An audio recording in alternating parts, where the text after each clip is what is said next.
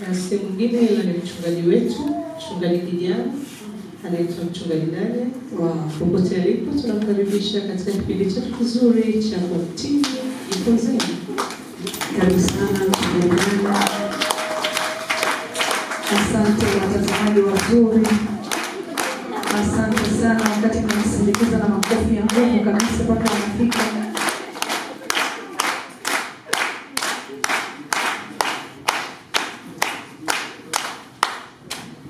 Karibu sana katika kipindi chetu kizuri cha Continue Jifunze. Tuna maswali machache kwa ajili yako. Tunajua wewe ni mchungaji, ni mchungaji kijana sana.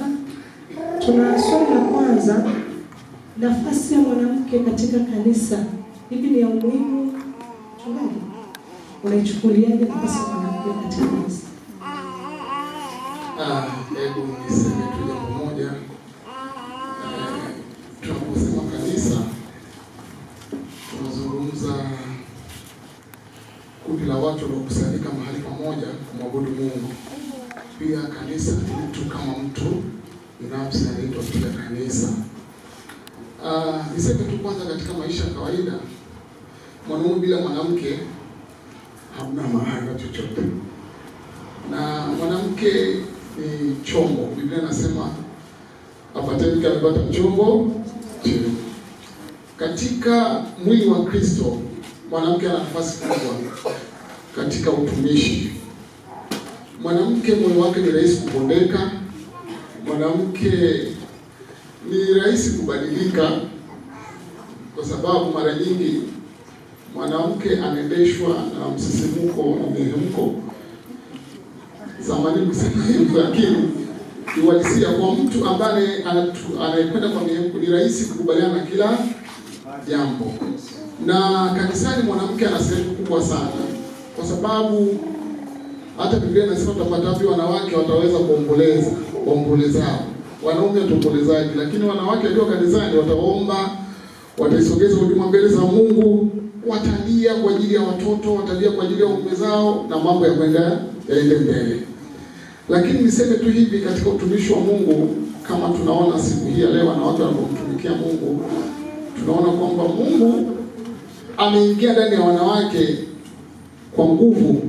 Na kila kanisa ukienda, wanawake ni wengi kuliko wanaume. Ni kwa nini? Kwa sababu wanawake ni rahisi kukubaliana na jambo. Sisi wanaume tunatumia akili sana kuliko mihemko. Sisi wanaume mpaka tukaamua kuokoka, yaani maana yake umepiga mahesabu mengi sana. Lakini mwanamke tu akiwa anaenda kurudisha kwenye kikoba tu, akishindwa anasema kamtafute Mungu, anakamjua tu hapa tuna maombi ya urejesho, anaweza kujua kwenye nini kupata jinsi ya kulipa madeni, akaamua kujiunga na huduma yoyote. Na tunashukuru kwa sababu kuwa na wanawake kanisani tunajisikia kwamba tuko vizuri. Na kwa kweli tukiangalia huduma nyingi hapa, ni wanawake wengi wanafanya kuliko wanaume.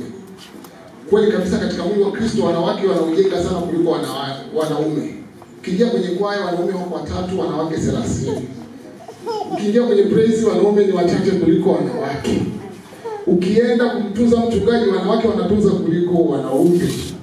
Ukiingia kwenye mambo mengi tu ya huduma za kanisa wanawake wako mstari wa nini? Wa mbele. Unajua wanaume sio kwamba ninawasema, lakini wanaume si watafutaji. Mara nyingi akili zinahangaika huku na huku na huku na huku na huku.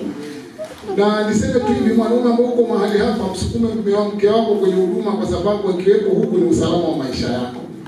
Na akiwepo huku atakuombea na kukutunza katika ulimwengu wa roho na ulimwengu wa nini? Wa mwili. Na tunashukuru kwa mwanamke anapaswa kupewa maua yake.